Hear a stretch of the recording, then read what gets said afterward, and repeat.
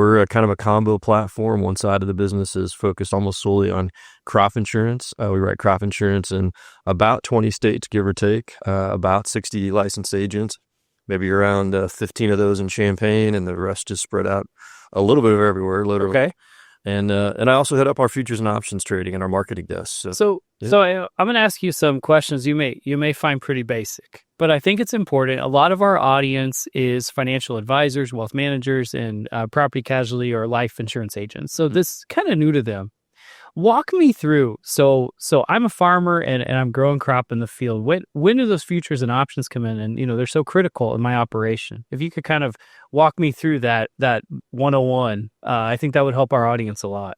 Yeah. I mean, essentially, if you're a farmer, you're essentially always long. You're growing your crop. Yes. You have a crop in a bin that you've harvested, and how you're going to sell that crop and when you're going to sell that crop and where you're going to sell that crop all have a big determinant on your bottom line and your annual P&L. Absolutely. Right?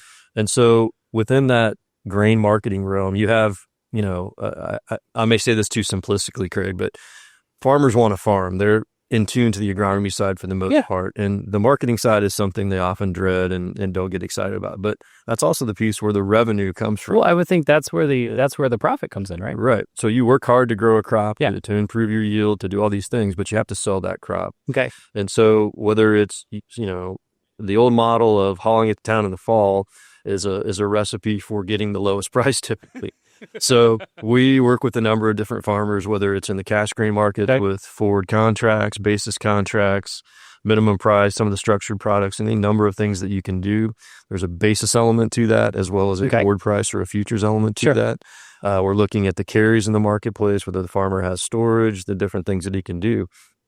The step on beyond that is the futures and options where you're using a paper hedge. You're, let's say, selling futures in lieu of selling grain. So it's June 1st and you're growing a crop. Yield looks good and you say, man, I'm worried about the fall prices being lower. Sure. Maybe we're going to take a futures position that, a short futures position. So that kind of that locks in a little bit about what I'm going to make. Yeah. Right. And it's a way to manage your risk in the fall. You've got a cash crop to sell, you've got a futures position to lift, and you've got an offset. So it's all about managing that margin and being able to offload or offtake risk when you want to.